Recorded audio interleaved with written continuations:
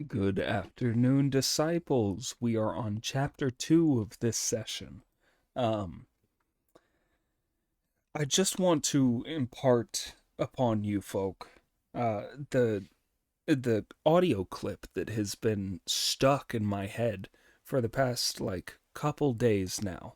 Um, I don't know how familiar people are generally with Crash Test Dummies.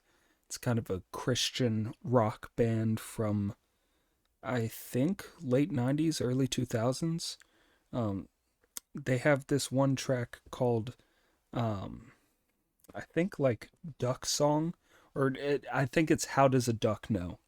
That's the title of the track.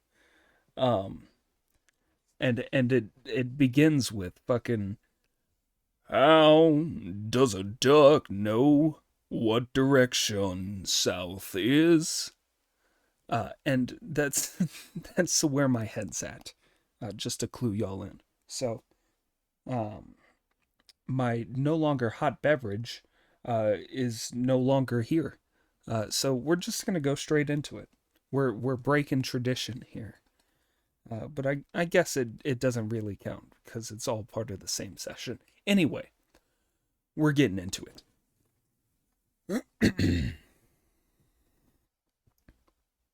Nice. Chapter 69. The heart's master prepares medicine in the night. The monarch discusses a demon at the banquet. The story tells how the great sage Sun went with the 3 eunuchs in attendance on the king to the inner quarters of the palace and stood outside the doors of the royal bedchamber.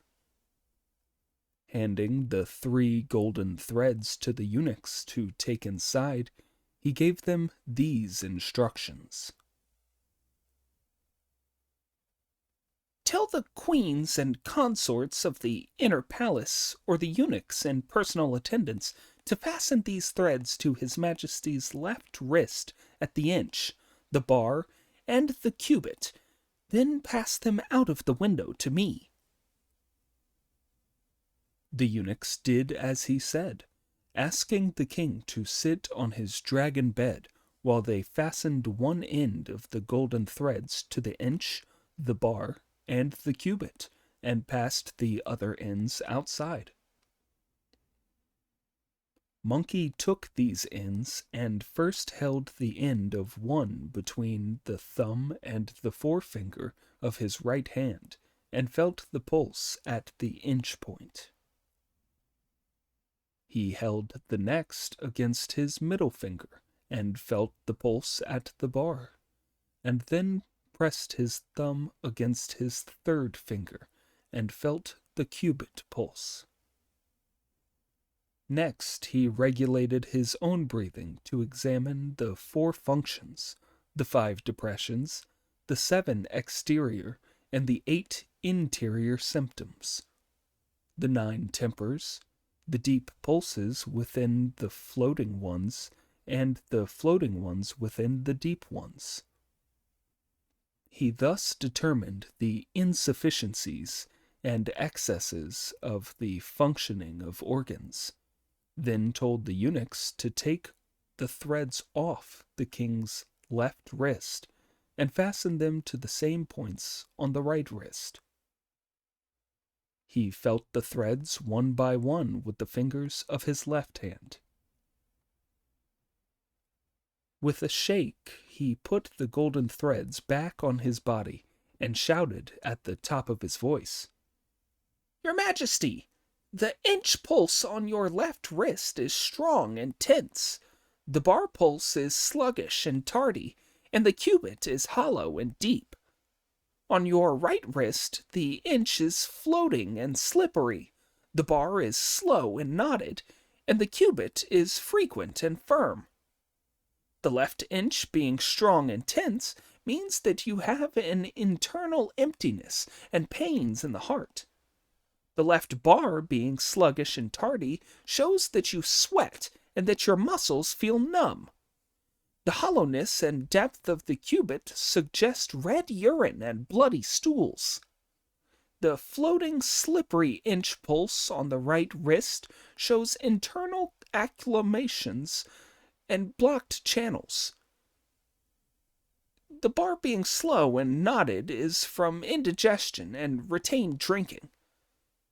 The frequency and wiriness of the cubit shows a chronic opposition of irritable fullness and empty coldness.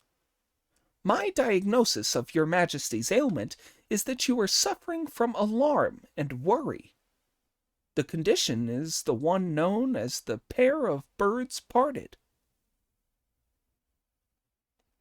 When the king heard this inside his chamber, he was so delighted that his spirits revived, and he shouted in reply, "You have understood my illness through your fingers. That is indeed my trouble. Please go out and fetch some medicine." Monkey walked slowly out of the inner palace, by when the eunuchs watching him had already given the news to everyone. When Monkey emerged a moment later, the Tang priest asked him how it had gone. "I made a diagnosis from his pulses," Monkey said. "I now have to prepare the medicine for his condition." All the officials then came forward to ask, "Holy monk, reverend sir, what is the pair of birds parted condition of which you spoke just now?" "It's when a cockbird and a hen who were flying together are suddenly separated by a violent storm," replied Monkey with a smile. "The hen misses the cock and the cock misses the hen. Isn't that a pair of birds parted?"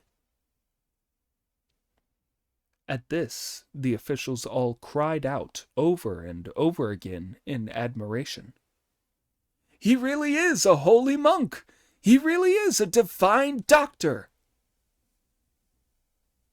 "You have diagnosed the condition," said one of the fellows of the Royal College of Medicine. "But what drugs will you use to treat it?" "There's no need to stick to prescriptions," said Monkey. "I'll choose the drugs when I see them." "According to the medical classic, there are 808 varieties of medicine and 404 varieties of sickness," said the fellows of the Royal College of Medicine. "How can it be right to use all the medicines when one person does not have all the ailments? You can't just choose your drugs on sight." To this, Monkey replied, "The ancients said, 'In preparing medicines, do not stick rigidly to the formula. Use them as appropriate.' That's why I've asked for the full range of pharmaceutical materials so that I can make adjustments as I need to."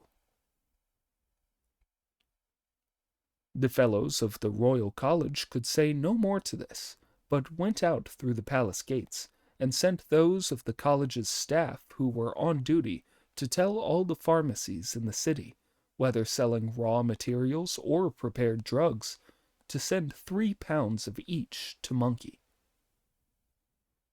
"This is no place for preparing medicine," said Monkey. "All the medicines and a set of pharmacist's utensils must be sent to the hostel of meeting and handed over to my 2 fellow disciples." The fellows did as they were told. 3 pounds of each of the 808 ingredients of medicine, together with pharmacists' rollers, hand mills, sieves, mortars, bowls, pestles, and all the like, were all sent to the hostel, handed over, and received. Monkey went back into the throne hall and asked his master to return to the hostel with him while he prepared the medicine. Sanzang was just getting up to go when the king sent a command from the inner quarters that the master of law was to stay behind and spend the night in the Hall of Literary Splendor.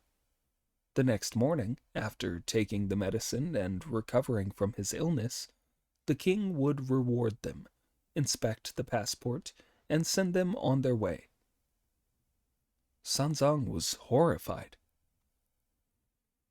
"Disciple," he said, "he means to keep me here as a hostage. If he is cured, he will be happy to send us on our way, but if the treatment fails, my life is over.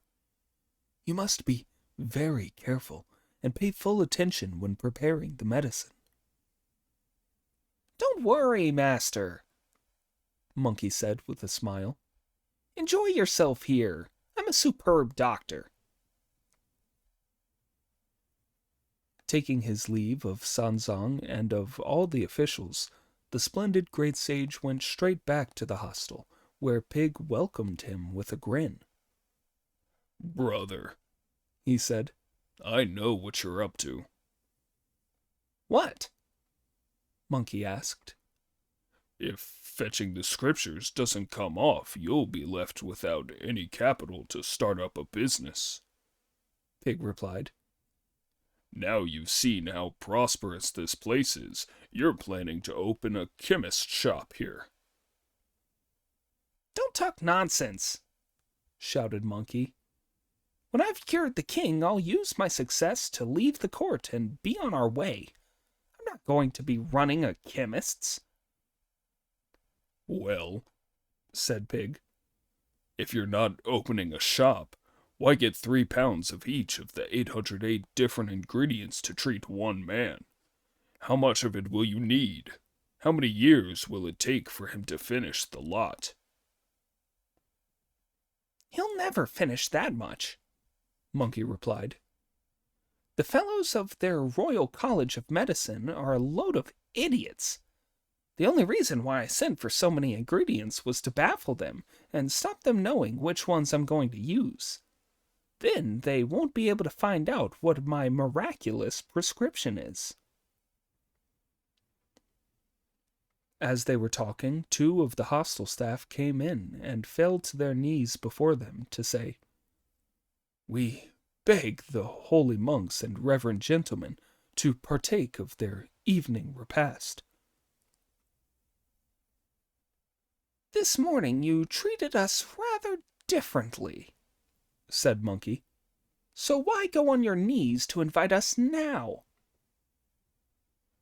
"When you first came, my lords," the hostel orderlies replied, "we were too blind to recognize your illustrious faces. Now we have heard how you are using your outstanding medical powers to treat our king. If His Majesty recovers his health, we will share the kingdom with you, so we'll all be your subjects. So it's only proper for us to kowtow to you and invite you politely to eat." On hearing this, Monkey cheerfully took the place of honor, while Pig and Friar Sand sat to his left and right. As the vegetarian meal was served, Friar Sand asked, "Where's our master, brother?" "The king's kept him as a hostage," Monkey replied. "When the king's cured, he'll regard us and send us on our way." "Is he being well looked after?" Friar Sand continued. "His host's a king," Monkey replied, "so of course he's in luxury. When I went there, he had 3 senior ministers looking after him, and he was invited into the Hall of Literary Splendor." "In that case," said Pig, "the master's still doing much better than us. He's got ministers looking after him, and we've only got a couple of hostel orderlies to serve us. So I'm going to forget about him and eat a good meal." Thus the 3 of them enjoyed their meal at ease. It was now late. "Tidy the dishes away," Monkey said to the hostel orderlies, "and fetch me plenty of oil and candles. The best time for us to make up the medicine will be in the quiet of the night." The orderlies brought oil and candles as instructed, and were then dismissed. In the still silence of the middle of the night, Pig asked, Brother, what medicines are we going to make? Let's get on with it. I need my shut-eye. "Get an ounce of rhubarb and grind it to a fine powder with a roller," said Brother Monkey. "Rhubarb has a bitter taste and a cold nature and isn't noxious," said Friar Sand. "Its nature is deep, not superficial. It's an active medicine, not a defensive one. It removes stagnations and clears obstructions, settles disorder, and brings about peace, and they call it the General. It's a cathartic drug, but perhaps it's wrong for someone in an empty, weakened state after a long illness." "There's something you don't know, brother," Monkey said. "This drug helps phlegm, makes the vital forces travel smoothly, and calms the heat and cold that become congested in the stomach. Just leave me alone and fetch me an ounce of croton seeds. Peel them, shell them, hammer the poisonous oil out of them, then grind them to a fine powder with a roller." "Croton seed is acrid, hot by nature, and poisonous," said Pig. "It cuts away hard acclamations, and deals with submerged cold in the lungs and bowels, and clears obstructions. It smooths the way for water and grain. It's a warrior for storming passes and gates. You must be very careful how you use it." "Brother," Monkey replied, "what you don't understand is that this is a drug that destroys knots, opens the intestine, and can cure swelling of the heart and dropsy. Hurry up and get it ready, and I'll want an adjuvant to back it up." The two of them started working on grinding the two drugs into a fine powder. "You'll need dozens more, brother," they said. "So which'll they be?"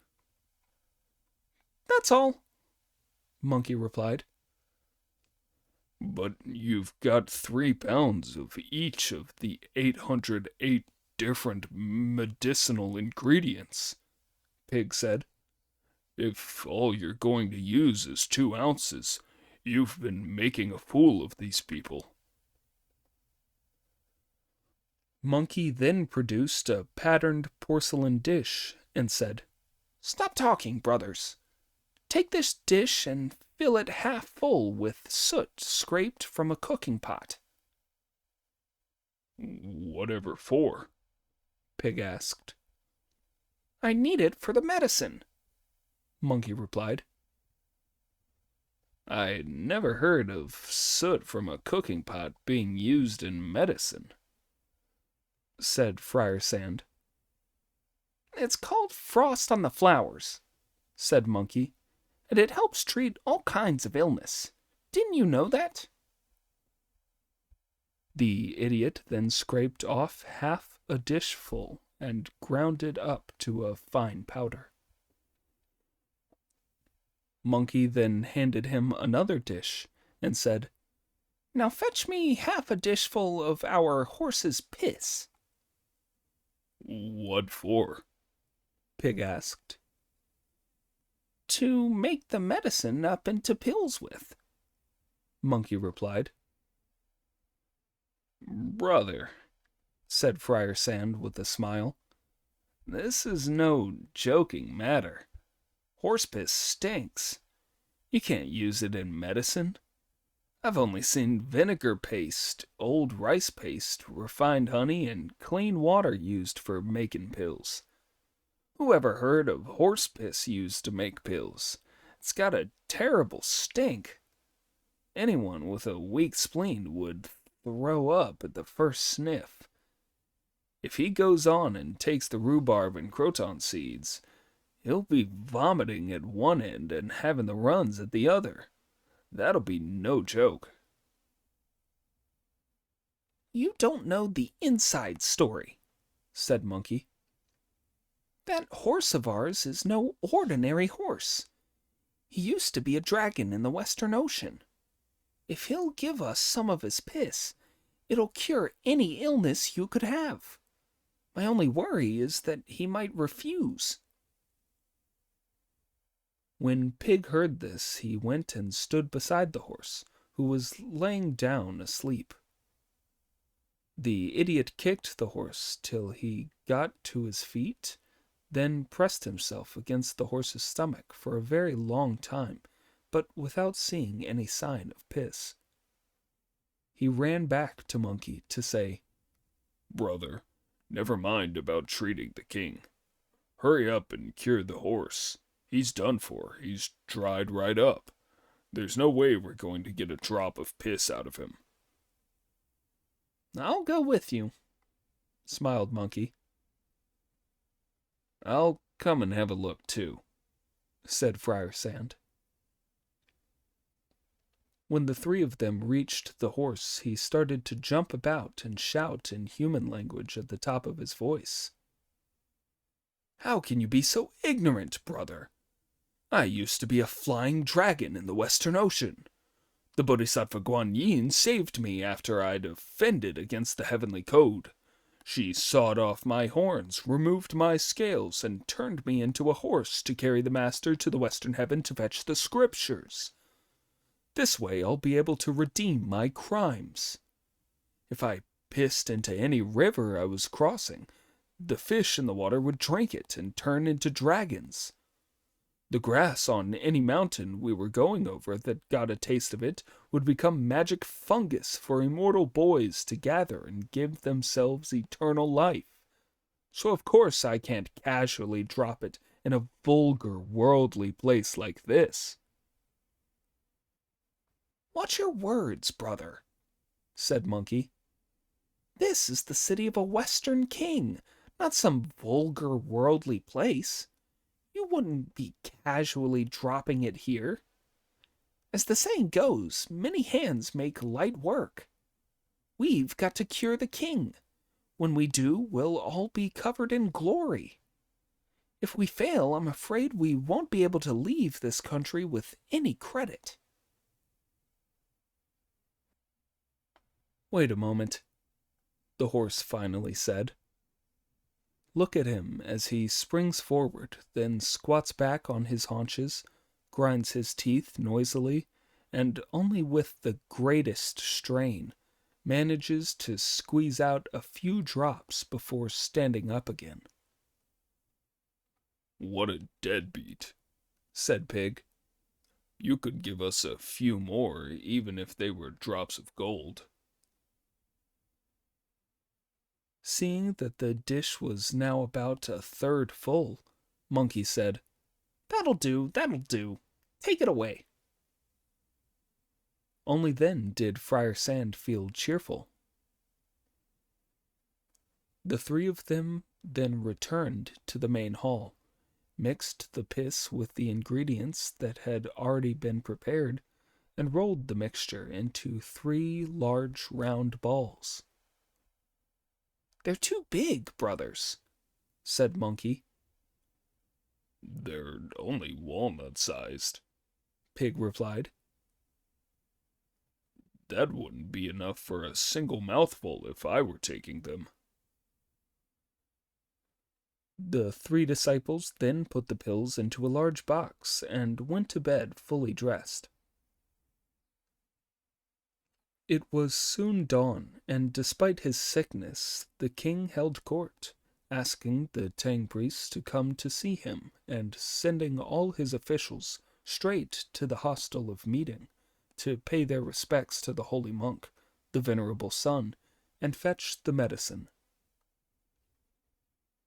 When the officials reached the hostel, They prostrated themselves before Brother Monkey with the words, "His Majesty has sent us to pay our respects and fetch the miraculous medicine."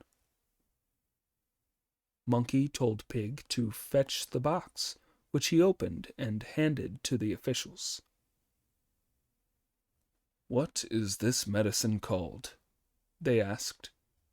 "We would like to be able to inform His Majesty when we see him." "It's called Black Gold Elixir," Monkey replied, at which Pig and Friar Sand had to hide their grins as they thought, "Of course they're black gold. They were made with soot scraped off cooking pots." "What should be taken with the pills to guide them on their way?" the officials asked. "There are two kinds of guide that can be taken with them," Monkey replied. "One's easily got hold of. That is a decoration of 6 ingredients to be taken as a hot potion." "What 6 ingredients?" the officials asked. "A fart from a flying crow," Monkey replied. "Piss from a carp in a fast-flowing stream. Some of the face powder used by the Queen Mother of the West. Soot from elixir refined in Lord Lau's furnace. 3 pieces of a worn-out headcloth of the Jade Emperor's, and 5 whiskers from a trapped dragon's beard. A decoction of those 6 ingredients taken with the pills would clear up your king's illness straight away." When the officials heard this, they replied, "Those are not things that are to be found in this world. So please tell us what the other guide is."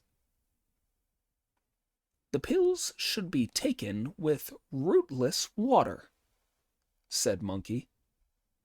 "That's very easily got hold of," smiled the officials. "How can you be so sure?" Monkey asked. "We have a saying here," the officials replied, "that if you need rootless water, you take a bowl or a dish to a well or a stream, fill it with water, and hurry back with it. Don't spill a drop, don't look behind you, and give it to the patient to take with the medicine." "But well water and stream water both have roots," Monkey said. "The rootless water I'm talking about has to fall from the sky and be drunk before it touches the ground. Only then can it be called rootless." "That's easily got, too," the official said. "The medicine shouldn't be taken till the next cloudy, wet day." The officials then kowtowed to Monkey and took the medicine back with them to present to the king, who delightfully ordered his attendants to bring it to him. "What are these pills?" he asked when he saw them. "The holy monk says they are black gold elixir, and have to be taken with rootless water," the officials replied. The king then sent some of his palace women to fetch rootless water. "The holy monk says that rootless water can't be got from wells or streams," the officials said. "It has to be water that has come down from the sky and not yet touched the ground." The king then ordered his aides to issue a decree inviting magicians to summon rain. The officials then issued a proclamation as the king had ordered. Back in the hall of the hostel of meeting, Brother Monkey said to Pig, "He must be given some rain now so he can take his medicine. This is very urgent. How are we going to get some? I reckon he's a very virtuous and worthy king, so why don't we help him get a little rainwater to take his medicine with?" But how are we going to help him get some rootless water? Pig asked. Stand on my left and be my sustainer star, Monkey said to him, then told Friar Sand. Stand on my right as my straightener star, while I help him to get some rootless water. The splendid great sage then paced out a magic pattern and said the words of a spell. Soon a dark cloud appeared to their east that came closer till it was over their heads. Great sage, Called a voice from it. Ao Guang, the Dragon King of the Eastern Sea, is here to call on you. I wouldn't have troubled you if it hadn't been important, Monkey said. Could I ask you to help by giving the king here some rootless water to take his medicine with? When you summoned me, great sage, the Dragon King replied, you said nothing about water. I have only come by myself. I haven't brought any rain-making equipment, to say nothing of wind, clouds, thunder, and lightning. So how can I make it rain? There will be no call for wind, clouds, thunder, or lightning this time, Monkey said. And we don't need much rain either. We just need enough water for someone to take his medicine with. In that case, I'll do a couple of sneezes and spit out some saliva, the Dragon King said. That ought to be enough for him to take his medicine. Terrific, said Monkey, delighted. Don't waste a moment. Do it as soon as you can. The ancient dragon gradually brought his dark cloud down till it was just over the palace, though he kept himself entirely concealed. He spat out a mouthful of saliva that turned into timely rain, whereupon all the officials at court exclaimed, 10,000,000 congratulations, Your Majesty! Heaven is sending down timely rain. The king then ordered, take the vessels out to hold the rain. All officials, whether inside or outside the palace, and irrespective of their rank, must gather this sacred water to save our life. Just watch as all the civil and military officials, as well as their consorts, concubines, 3,000 beauties, and 800 charming ladies-in-waiting of the 3 harems and the 6 compounds of the inner palace, all stood there holding their cups, dishes, bowls, and plates to catch the timely rain. Up in the sky, the ancient dragon so controlled his saliva that all of it fell within the palace. After about 2 hours, the Dragon King took his leave of the great sage and went back to the sea. When the officials gathered all the cups, dishes, bowls, and plates together, they found that some had caught 1 or 2 drops of water, some 3 to 5, and some none at all. When it was all put together, there were a little over 3 dishes full of it, and this was all presented to the king. Indeed, the throne hall was filled with exquisite fragrance. Fine scents were wafting round the son of heaven's court. The king then dismissed the master of the law, and had the black gold elixir and the timely rain carried into the inner quarters, where he took the first pill with the first dish of timely rain, then the second pill with the second dish. In 3 efforts, he finished all 3 pills and all 3 dishfuls. Soon afterwards, there was a noise from his stomach, like the endless turning of a windlass. He sent for his chamber pot and evacuated 4 or 5 times before taking some rice porridge and collapsing on his dragon bed. When 2 of his consorts inspected the chamber pot, they saw it contained huge amounts of feces and mucus, and amid it all, a ball of gluttonous rice. "The root of the disorder has come out," the consorts reported, going over to the royal bed. The king was very pleased to hear this and ate some rice. A little later, his chest felt eased, and his natural forces and blood were in harmonious balance once more. He was full of vigor, and the strength came back to his legs, so he rose from his bed, dressed in his court clothes, and went into the throne hall, where he greeted the Tang priest by prostrating himself. The venerable elder returned this courtesy as quickly as he could. When this had been done, the king helped Sanzong to his feet with his own hands and told the courtiers, "Write a note at once sending our personal and respectful greetings, and have an official go to invite the 3 illustrious disciples of the Master of Law to come here. Meanwhile, the eastern hall of the palace is to be opened up, and the Department of Foreign Relations is to arrange a banquet of thanksgiving." Having been given these commands, the officials carried them out. The scribes wrote out the note, and the caterers prepared the meal. A state is indeed strong enough to overturn a mountain, and everything was done in an instant.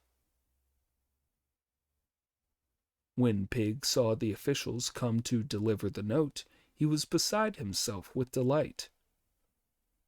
"Brother," he said, "it really must be miracle medicine. From the way they're coming to thank you, you must have pulled it off." "You've got it all wrong, brother," said Friar Sand. "As the saying goes, one man's good fortune affects his whole household. We 2 made up the pills, so we take a share of the credit. So just enjoy yourself and stop talking. Hey, just look at the 3 brothers as they all happily go straight to the palace, where all the officials received them and led them to the eastern hall. Here they saw the Tang priest with the king and his ministers and the banquet all set out ready. Brother Monkey, Pig, and Friar Sand all chanted a "na-ah-ah" of respect to their master, after which the officials all came in. In the best place there were set out 4 tables of vegetarian food. It was the sort of banquet at which there are 10 times as many dishes as you can eat. In front of these tables was one of meat dishes, and on this too you could see 10 dishes of rare delicacies while you ate one. To either side, 400 or 500 more single tables were most neatly set out. As the ancients had it, 100 rare delicacies, 1,000 goblets of fine wine, rich cream and yogurt, fat red meat like brocade, precious and many-colored decorations, heavy fragrances of fruit, huge sugar dragons coil round sweet lions and immortals. Ingots of cake draw furnaces escorted by phoenixes. For meat, there was pork and mutton, goose, chicken, duck, and fish. For vegetables, bamboo shoots, bean sprouts, fungus, and button mushrooms. Delicious noodles and soup, translucent, creamy sweets, succulent millet, fresh wild rice congee, pungent, tasty soup with rice noodles, dishes in which sweetness vied with beauty. Monarch and subjects raised their cups as the diners took their seats. Officials seated by rank slowly passed the jugs. Holding a cup in his hand, the king first seated the Tang priest, who said, "As a monk, I may not drink liquor." "This is alcohol-free wine," the king said. "Could you not drink one cup of this, master of the law?" "But wine is the first prohibition for us monks," said Sanzang. The king felt awkward. "If you may not drink, master of the law, how can I congratulate you?" "My 3 badly behaved disciples will drink on my behalf," Sanzang replied. The king then happily passed the golden goblet to Monkey, who took it, made a courteous gesture to the assembly, and downed a cupful. Seeing how cheerfully he downed it, the king offered him another cup. Monkey did not decline it, but drank again. "Have a third goblet," said the king with a smile, and Monkey accepted and drank for a third time. The king then ordered that the cup be refilled and said, "Have another to make it 4 for the 4 seasons." Pig, who was standing beside Monkey, had to put up with the saliva gurgling inside him, as the wine would not come his way. And now that the king was pressing Monkey so hard to drink, he started to shout, "Your Majesty, that medicine you took owes something to me. Those pills include horse." When Monkey heard this, he was terrified that the idiot was going to give the game away, so he handed Pig the cup. Pig took the cup, drank, and stopped talking. "Holy monk," said the king, "just now you said there was horse in the pills. What sort of horse?" "This brother of mine has a very loose tongue," said Monkey, cutting in. "We've got a really good formula that has been tried and tested, and he wants to give it away. The pills your Majesty took this morning included not horse, but Aristolochia." "What class of medicine is Aristolochia?" the king asked. "What conditions can it cure?" One of the fellows of Royal College of Medicine, who was standing beside the king, said, "Your Majesty, Aristolochia is bitter, cold, and free of poison, ends shortness of breath, and cures phlegm well, circulates the energy, removes blood infections, fills emptiness, soothes coughs, and eases the heart."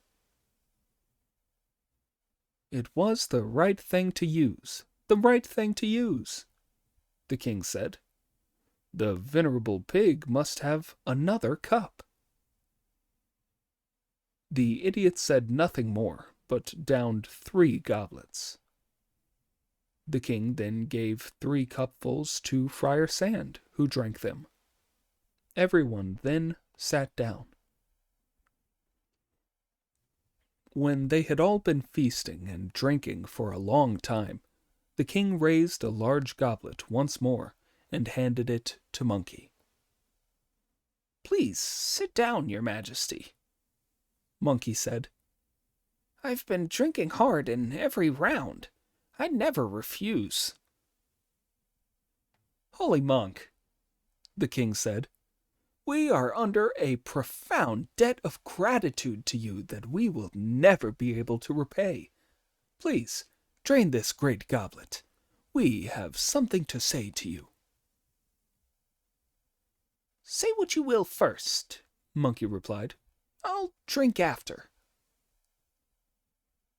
We suffered from that melancholia for years on end, the king said, and one dose of your miraculous pills cured it. When I saw your majesty yesterday, I realized you were suffering from melancholia, Monkey said, but I don't know what's been getting you down. There's an old saying that a family doesn't talk about its dirt to strangers, the king replied. As you are our benefactor, holy monk, we shall tell you, but please don't laugh. I'd never dare, Monkey said. Please speak freely. How many countries did you holy monks come through on your way here from the east? The king asked. 5 or 6, Monkey replied. What titles do the queens of the other kings have? The king went on to ask. They're called the queens of the main palace, east palace, and west palace, Monkey replied. We don't use titles like that, the king said. We call the principal queen the queen of the sacred golden palace, the eastern queen the queen of the sacred jade palace, and the western queen the queen of the sacred silver palace. But now only the jade and silver queen are here. Why isn't the golden queen in the palace? Monkey asked.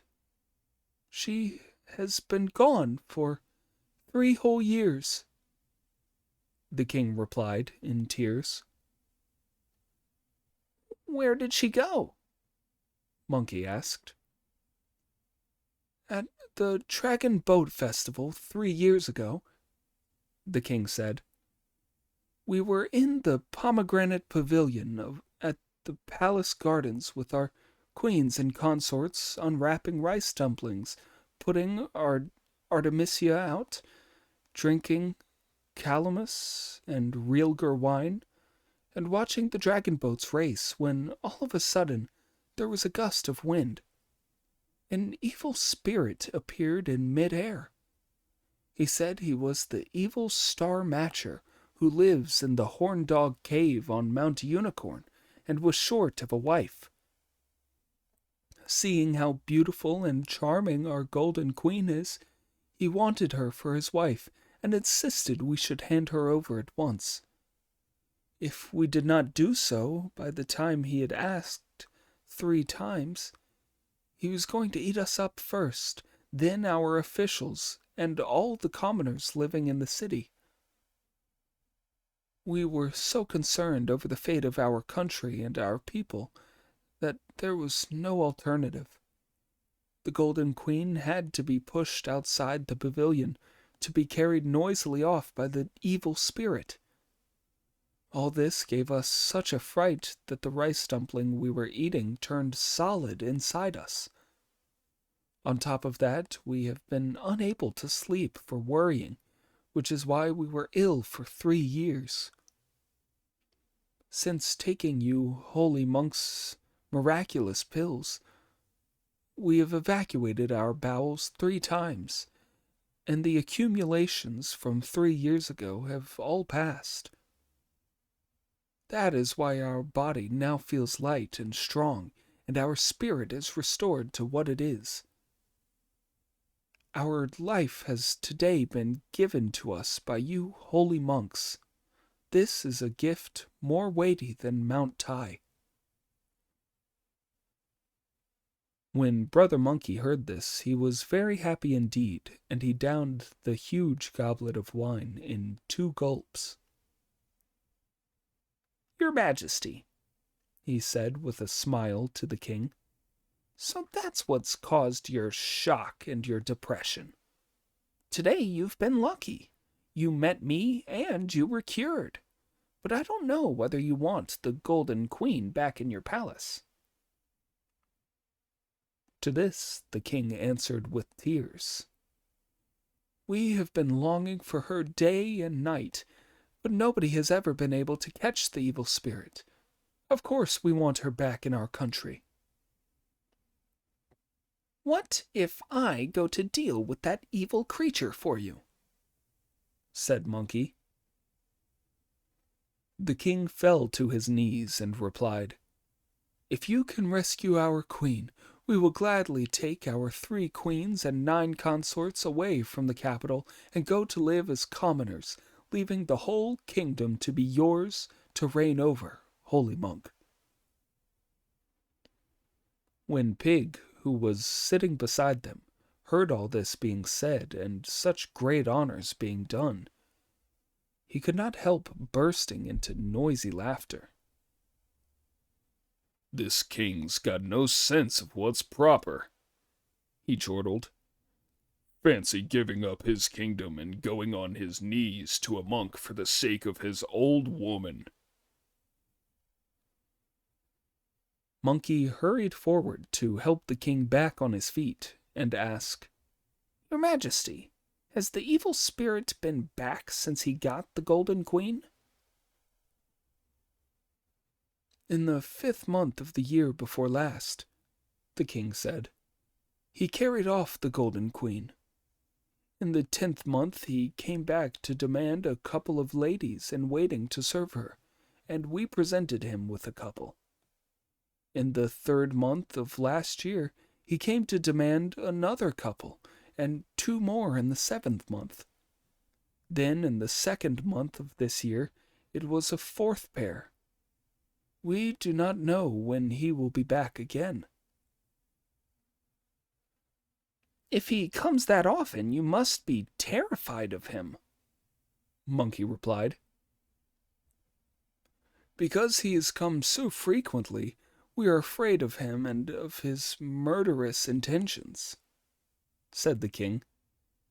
In the 4th month last year we ordered the building of a demon shelter, so that whenever we hear the wind and know that he's coming, we can shelter there with our 2 queens and 9 consorts. Would your Majesty mind taking me to see the shelter? Monkey asked, and the king led Monkey by his left hand from the table. All the officials rose to their feet.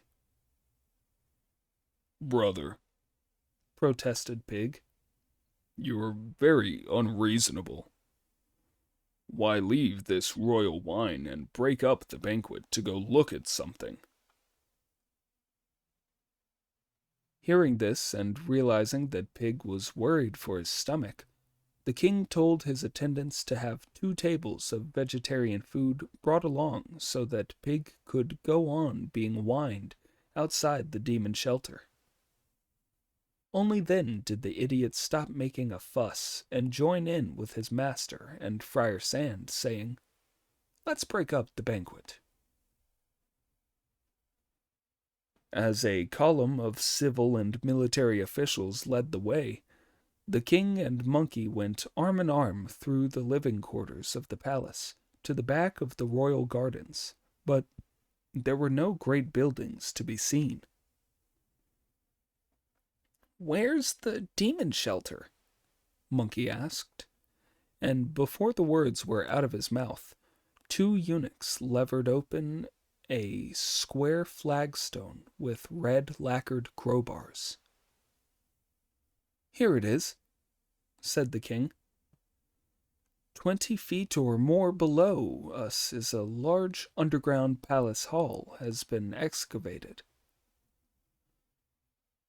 In it there are 4 great vats of purified oil in which lights burn day and night.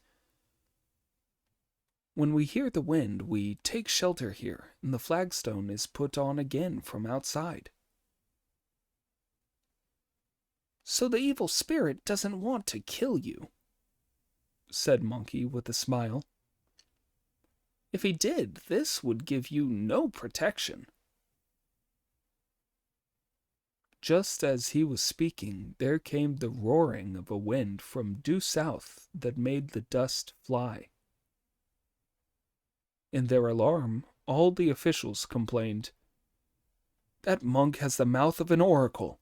The moment he mentions the evil spirit, it turns up." The panic-stricken monarch abandoned Monkey and scuttled into his underground shelter. The Tang priest went with him, and all the officials fled for cover. Pig and Friar Sand wanted to hide too, but Monkey grabbed one of them with each hand and said, "Don't be afraid, brothers. You and I are going to identify him and see what sort of evil spirit he is." "Nonsense," said Pig. "What do we want to identify him for? The officials have all hidden and the king shut himself away. Why don't we clear off? What kind of hero are you trying to be?" But struggle though he might, the idiot could not break free. When Monkey had been holding on to him for some time, an evil spirit suddenly appeared in mid-air. Just see what it looked like. A loathsome great body, 9 feet tall. Round eyes flashing like lamps of gold. 2 huge ears sticking out as if they were round fans. 4 steel fangs like very long nails. Red hair curled at his temples. His brows were as flames. His nose was a hanging trough. His nostrils flared. His whiskers were strands of cinnabar thread, and jutting cheekbones shaped his green face. On red-muscled arms were hands of indigo blue, and 10 sharp claws grasped at a spear. A leopard skin kilt was tied round his waist. Bare feet and tangled hair completed his fiendish looks. "Friar Sand," asked Monkey when he saw the evil spirit, "can you recognize him?" "I don't know who he is," Friar Sand replied. "I've never seen him before." "Pig," Monkey next asked, "do you know?"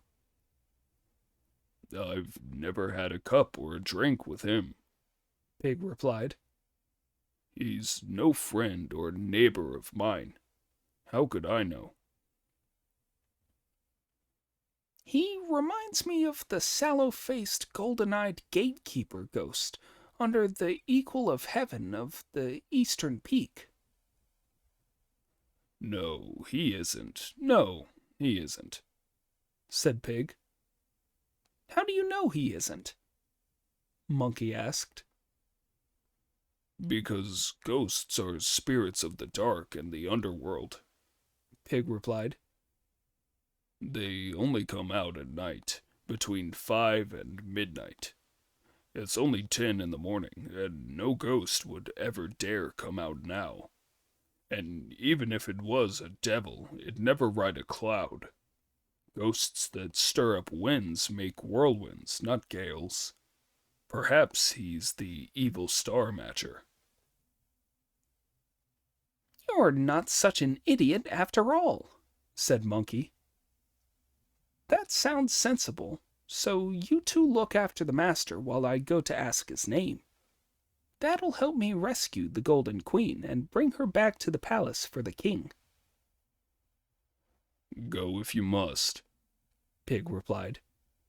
"But don't tell him anything about us." Monkey did not deign to answer, but leapt straight up on his magic light. Goodness! To settle the nation, he started by curing the king. To preserve the way, love and hatred had to go.